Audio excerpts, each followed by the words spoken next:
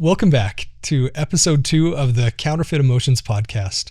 I'm Curtis Morley. I'm an emotionologist, and thanks for joining me on the journey to find the one emotion that can't be counterfeited, and that's peace. Today, we're going to talk more about how do I know if I'm feeling an authentic emotion or a counterfeit? How do I understand if my emotion is serving me, taking me where I want to go, or if it's creating a destructive cycle of disconnection? That's going to be the focus of our episode today.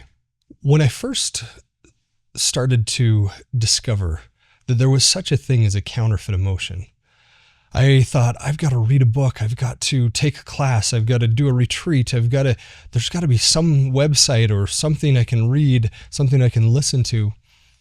And when I found that there was nothing, the closest thing I found was a Buddhist teaching called Near Enemies and Far Enemies. Brene Brown does a great job of illustrating this in her book, Atlas of the Heart, but it's definitely not a one-for-one comparison. When I realized that there was such a thing as a counterfeit emotion, I went on a journey to figure out how can I identify an authentic emotion versus a counterfeit emotion. And what I found was that there's 4 criteria to understand if an emotion is authentic. And what I mean by authentic is that it serves me. It serves you. It takes you where you want to go. And by counterfeit emotion is an emotion that looks, acts, and feels like an authentic emotion, but it creates these destructive cycles of disconnection in our lives. And so I found these 4 criteria, and to list them out, the first is connection, then direction, then motivation and valuation. And using these 4 criteria, we can identify at any time what we're feeling, whether we're feeling an authentic emotion or a counterfeit emotion. And before we dive into those 4, I want to preface this entire episode with the fact that there is no such thing as a bad emotion.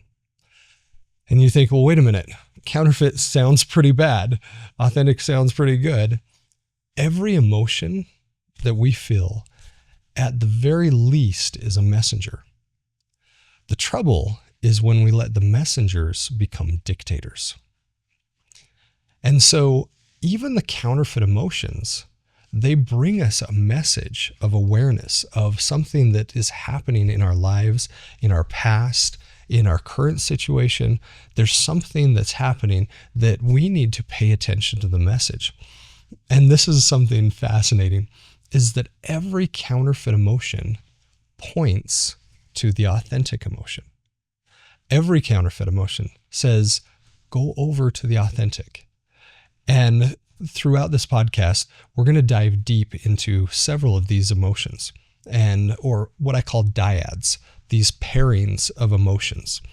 And you'll see that every counterfeit emotion points to the authentic. For example, a simple one that's easy to understand is anger. Anger is a counterfeit emotion, and anger took me a while. I originally listed it on the authentic emotion side because it's important to pay attention. But anger is actually a counterfeit, but it points to its authentic counterpart, which is advocacy. Whenever we feel anger, we know it's time for advocacy. So in that same way, every counterfeit emotion points over to the authentic emotion. And so when you're feeling emotions, I want to make sure that you understand that whatever emotion it is that you're feeling, it's important to pay attention to that emotion. It's important to sit with that emotion. The trouble is when we let those messengers become dictators. That's when we get in trouble. And that's when those destructive cycles of disconnection happen. So let's dive in. Let's dive into how we can know whether or not I'm feeling an authentic emotion or the counterfeit. And the first of those criteria is connection. Connection is a basic human need. Scientists are now saying it's essential. It's essential as food, water, clothing, shelter, that connection is a basic human need. And it's interesting because there was actually an experiment done by Frederick II. the King Frederick II of the Holy Roman Empire. And what he did was he put babies in a nursery. So newborn babies in a nursery. And he told the nurses to provide for their physical needs and nothing else. Don't talk to them. Don't look them in the eyes. Don't touch them. Don't cuddle them. Don't hold them. All they were to do was to change diapers and give them food. That was it. And this is documented by Salim bin de Adam, a monk. And he noted that in this experiment, that the children were deprived of connection, whether connection in human touch, connection in speaking, connection through looking in their eyes. And the purpose of this experiment was to find out, Frederick II wanted to find out what language they would develop naturally. If no one ever spoke to them, what language would they just create? And so in his mind, he was thinking, okay, logically, if we don't give them a language, then they're going to create their own. And he found that they didn't develop any language because all of the children died. And it's called the forbidden experiment because without connection, the children literally died. That's how important connection is in our lives. And that first criteria of connection says, does this emotion connect me? Does it connect me to myself? Does it connect me to others? Does it connect me to God, my higher power? And does it connect me to truth? And this is really important. And so I'll illustrate using one of the dyads. We're going to use guilt and shame to look at how this connects. So let's say I hurt you in some way. And let's say a simple, funny example, I kick you in the shins. I kick you in the shins because you're doing something I don't like. Well, guilt is an authentic emotion. We're going to put it on the authentic side. Guilt is an authentic emotion that connects. And in today's world, guilt is getting a really bad rap. People are saying, oh, don't let them guilt you. That's such a guilt trip. What they're actually talking about is shame. Shame is the lowest frequency emotion that someone can experience. It's right on the bottom of the list with apathy. And shame is so destructive because of this one fact. It disconnects. So going back to our example, I kick you in the shins. And when I kick you in the shins, then guilt says, hey, you need to connect with yourself because you're not the kind of person that goes around kicking people in the shins. Then it says, if I'm feeling guilt, I need to make amends. I need to come to you and I need to say I'm sorry. And not only do I need to say I'm sorry, I need to actually correct what's happening or what happened. So I need to come to you, make reparations. And in order to do that, I have to connect with you. I can't be at arm's length. I can't be separate. I can't be disconnected. If guilt says, go repent, go make amends, go make reparations and say you're sorry, I first have to connect with you. And then I get on my knees and I connect with God and I say, hey, I'm sorry I did this, and ask for not only your forgiveness, but his forgiveness. And then there's the fact of guilt connects us to truth. And this is really important because in the case of guilt, if I kick you in the shins, truth says, I did that, period. There's no explanation. There's nothing after that. I kicked you in the shins, period. And that's truth. But let's flip it over to shame. Shame says, well, it's your fault because you offended me or you were doing something I didn't like, and therefore I got to kick you in the shins. That's not truth. Shame says, well, it's your fault anyway. And then all of a sudden I start feeling horrible about my character because I did something harmful to you. And shame says, no, no, no, don't connect with them, disconnect with them. Talk bad about them, talk bad about yourself. Shame continues to lower us in frequency. And this connection is so important because that's the number one criteria to understand if I'm feeling an authentic emotion or a counterfeit. Connection is beautiful. Connection is what fuels a healthy, happy relationship. Connection is truly an essential need. It's something every one of us needs in our lives.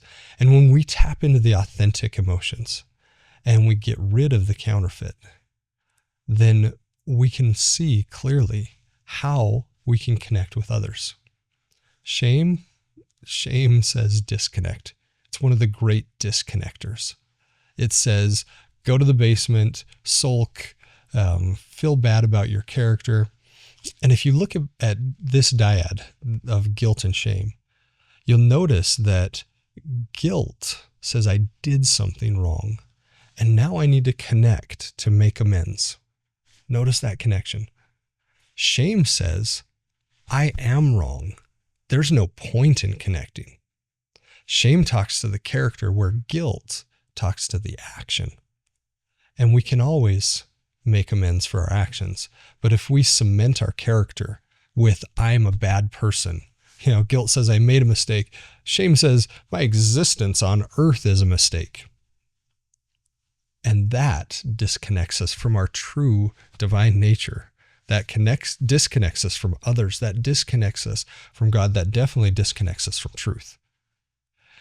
And so that's the first question. When you're feeling something, when there's an emotion going on inside of you, simply ask yourself, is this emotion connecting me to myself, to others, to God, and to truth? And if it's not, then ask yourself, am I feeling the counterfeit, and how do I go from the counterfeit to the authentic? And we're going to talk about that. The second criteria is direction. The direction of this emotion, where does it take me? And this is fascinating. When I did the research behind this, I actually didn't think I was going to find what I found. Every authentic emotion, it moves me forward, upward, or it brings me together. Every single one. And this plays out true across the entire list of authentic emotions. Again, an authentic emotion will take me forward, upward, or bring me together. And I thought, okay, well, then the counterfeit is going to do the opposite, right? The counterfeit emotion is going to move me backwards, downward, separate me, etc. What I found is that counterfeit emotions only have one direction. And that direction is back to that emotion. Counterfeit emotions need to fuel themselves with themselves. Otherwise, they just dissolve. Otherwise, they just dissipate and they go away. And let's take another dyad to explore this. Let's look at pain and misery. And I know this isn't going to be popular, but pain is an authentic emotion. Yep, I said it. Pain is an authentic emotion. Misery is its very deleterious counterfeit. It is so damaging. And let's dive into, what does pain do? You've heard the saying 100 times. You can even say it with me. No pain, no gain. Why? Why is that a saying? That there's no pain, no gain is because pain takes us to gain. Simple example is lifting weights. When we lift weights, it hurts. It hurts in the moment as we're stretching and pressing our muscles. It hurts afterwards because now we're all sore. There's pain involved. But that pain takes us somewhere. And pain has many different faces. On the extreme end, there's just an intense level of physical or emotional pain. But on the other end, Pain can look like discomfort. And there's a spectrum of pain that goes from, level 10 extreme, horrible pain all the way down to just discomfort. And that's pain. And pain, it moves us. Pain demands action. When you cut your finger, well, going back to the first criteria, number one, you're intimately connected with your finger. There is a deep connection right then, right there. But it also says you need to take action right now. You need to move. Pain moves us into action. And if I can change the phrase no pain, no gain into no pain, no growth. Growth requires pain. At the bare minimum, discomfort. Because it's new, because it's something we haven't done before. If we're going to learn, if we're going to grow, if we're going to become better and do more, we have to experience either pain or discomfort somewhere in that scale. That's part of the growing process. Its counterpart, its counterfeit, is misery. Misery is the counterfeit of pain. Pain is inevitable. It has to happen. We do not get to escape this life without pain. But misery is optional. And when we think about misery has two base emotions, blame and shame. And pain says, this hurts. Misery says, I'm going to add on top of this hurt blame and shame. And what that does is that traps the pain inside. And so misery, when we look at the direction of misery, it circles back to itself. It creates this loop. And there's a saying with misery, and you know it, say it with me, misery loves company. That's right. Because misery has to have more of itself. It has to build on itself, adding blame and shame each time it comes back. And those are the two base emotions of misery, is blame and shame. And there's a few of the authentic emotions that are not meant to be held. They're meant to be felt.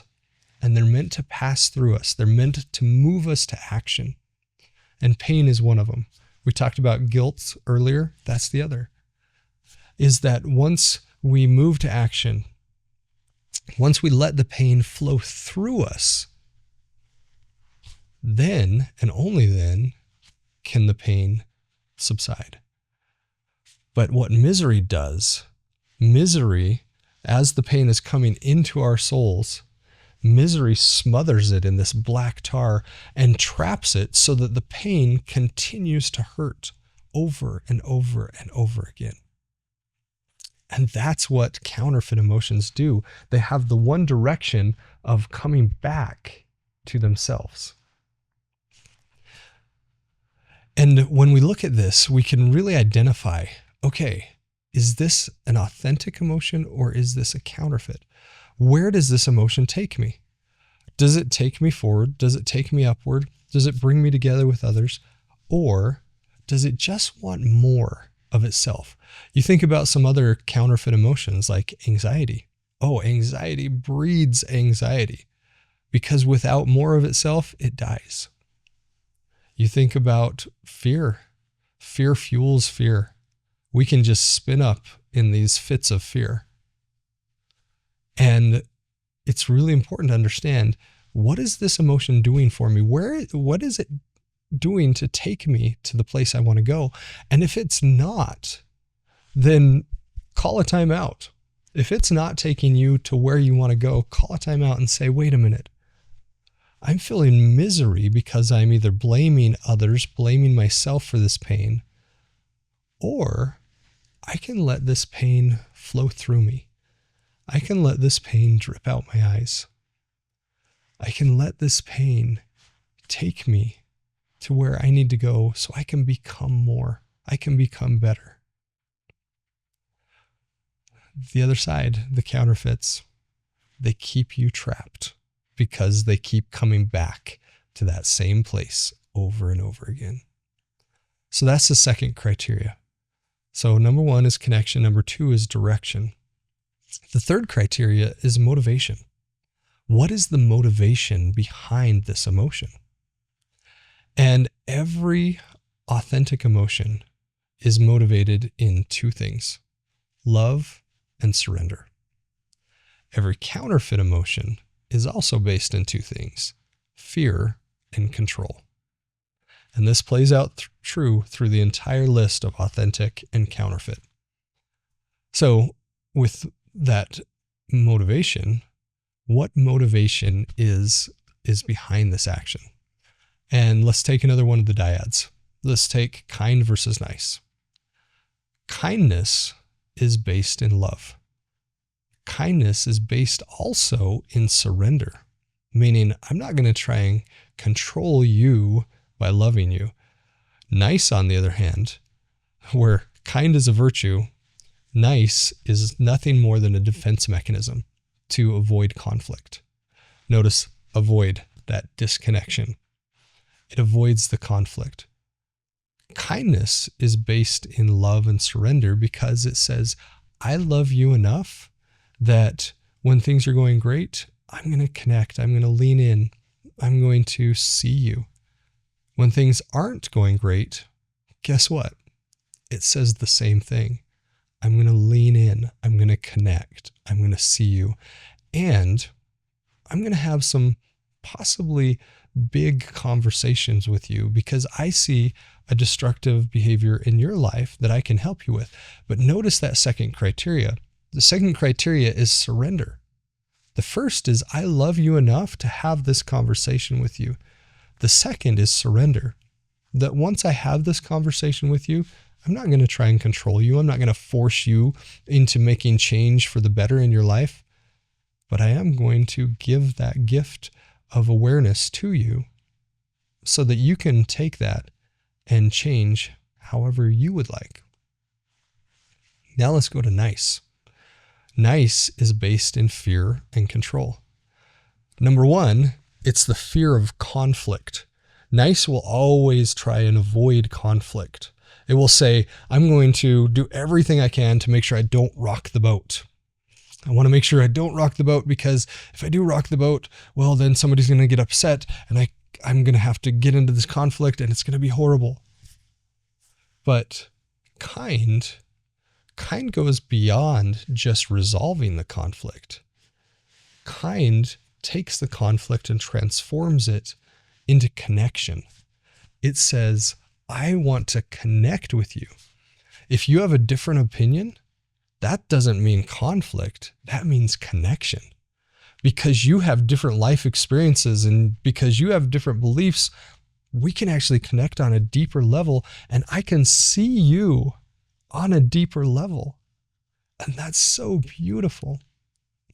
Kind says, oh, you've got a different opinion. Uh-oh, this means there's conflict or potential for conflict. So I'm going to placate. I'm going to be the doormat. I'm just going to be the yes man and not even come to you and ask, hey, can I see you? Can I see your opinion? Can I hear what you have to say?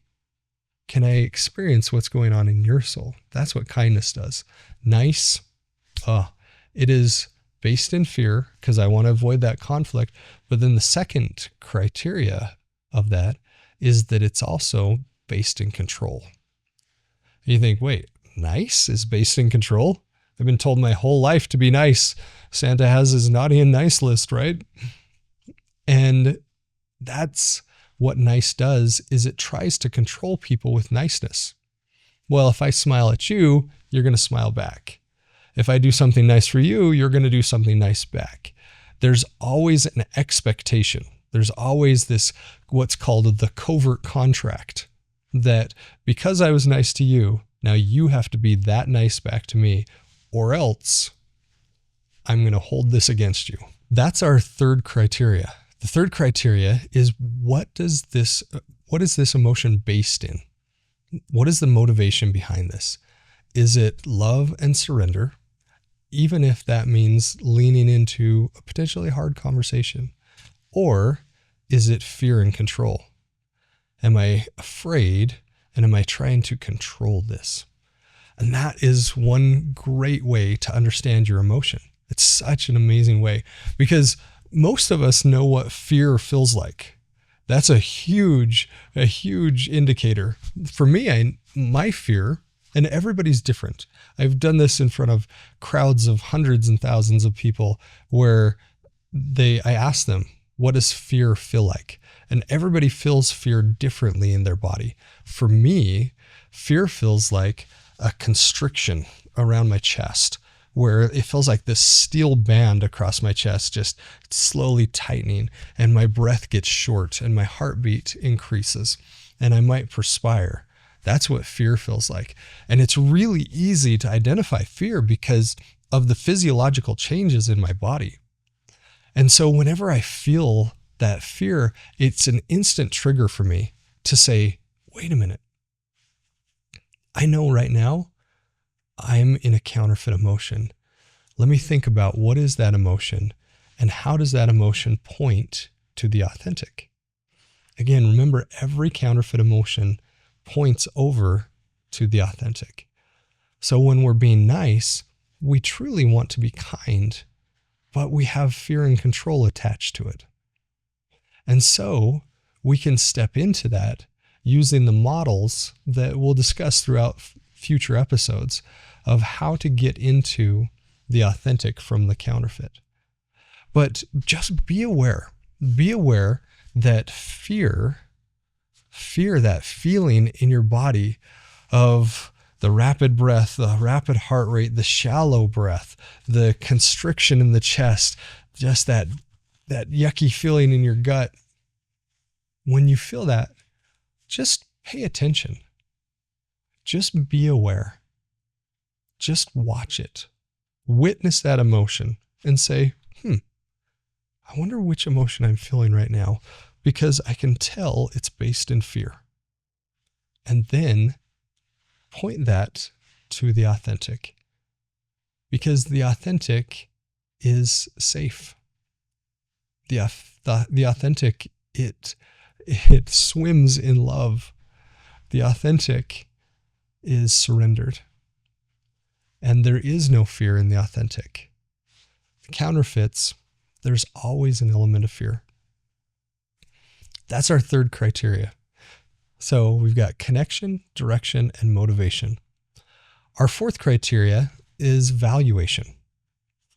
What does this emotion value me at?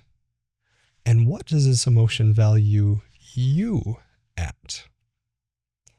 Every one of the authentic emotions values me as a divine infinite being, as someone that is more than my body, my weaknesses, my strengths, my accomplishments, my failures. It's more than the physical. It's more than any type of status. The authentic emotions always value me as a truly divine being, and it values you as a divine being. The counterfeit says you're worthless. And not only does it say you're worthless, so let's start at 0, but you're worth less. Meaning now I have to compare. Well, I'm not as tall as him or strong as him, or I don't have as good hair or beard as him, or whatever it is. There's this comparison that let's start you at 0 because you're already worthless. And then let's keep notching it down from there, because we're going to compare you to everyone around you. And that's what each counterfeit emotion does. It says you're worthless. You don't have value. There's nothing in this life that anybody wants you around for. That's what the counterfeits do. The authentic, they say not only are you divine, but you have a purpose here on earth. There's a reason you're here. And it's important to find that out. And there's a reason every single person is here.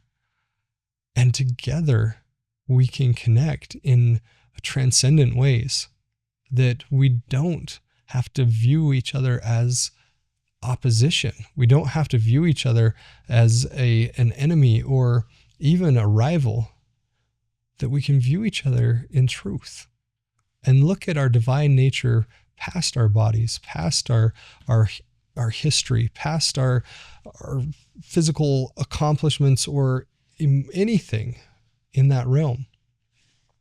We can just see the soul inside. And every single person's soul is beautiful. Every person's soul has worth. I truly believe that there's no such thing as a bad person. That every person comes from the greatest being in the universe. And he doesn't make mistakes. That each one of us has divinity inside. Each one of us has a purpose that we came down to earth for. And when we see each other in that way, there's no more divisiveness across the aisle. There's no more divisiveness because of religion or territories or anything like that. When we can truly see ourselves first and then others as divine beings, then it's so easy to connect. It's so easy to love. It's so easy to see them as a person of worth. And that's what the authentic emotions do for us. And one that I'll share here, one of the dyads that I'll share here is love and lust. It's funny because all our lives, at least this was my case, I was taught opposite emotions. And most people are. They're taught love, don't hate. Love says hug, hate says hit. But what about that emotion that slides right up next to that original emotion, that authentic emotion? And love says kiss, but lust also says kiss. And it's not the opposite. It's not so far away it's easy to distinguish. It's the same action. But love says you're divine. Love says you're so divine that I am going to value you as an infinite being. I'm going to value you as someone that has so much worth that there's nothing but honor and respect and adoration. Lust, on the other hand, says, oh, you're just an object. You're just an object for my gratification. Love says, I want to give to you with an open hand. And I want to receive from you when you're ready to give. Lust has a grabbing hand. Lust says, I'm going to take from you because you're an object that I get to use. And lust says, you're not human. Lust says, you're not worth it. Lust says, once I get my fix, I'm good. And that's the difference in how an authentic emotion values and a counterfeit devalues.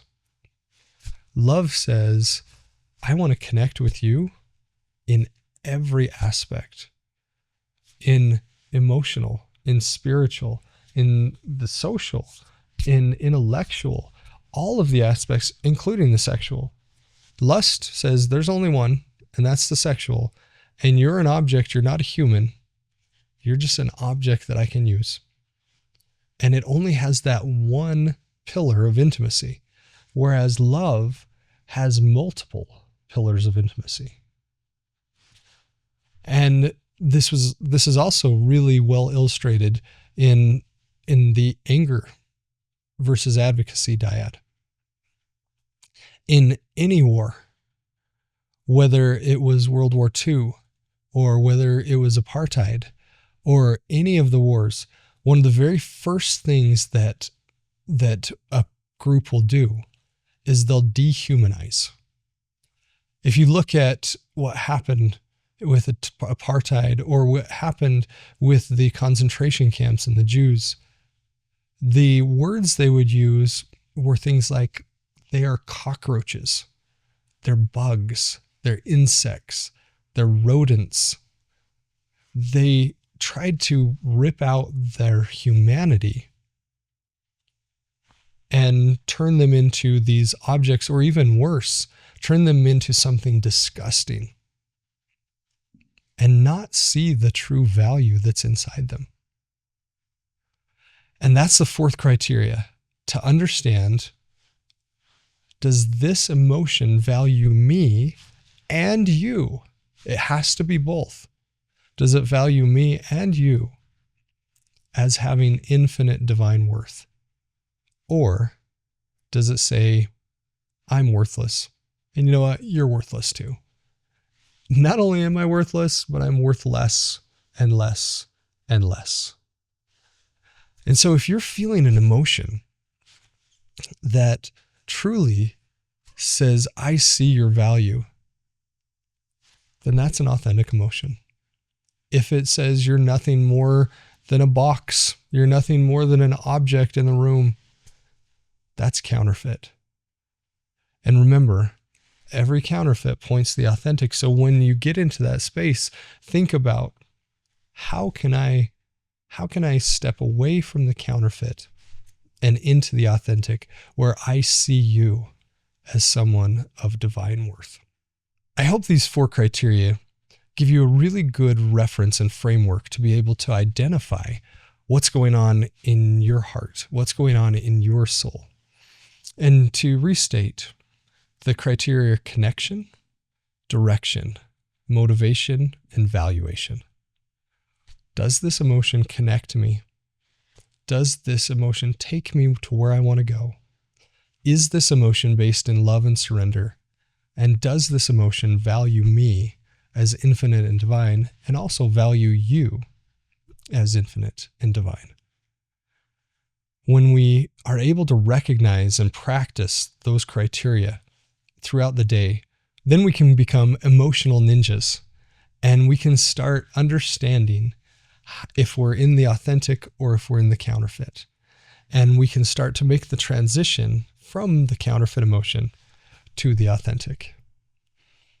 Thank you so much for joining me on this episode. My hope and my wish is that you can find the one emotion that has no counterfeit, and that's peace. Until next time.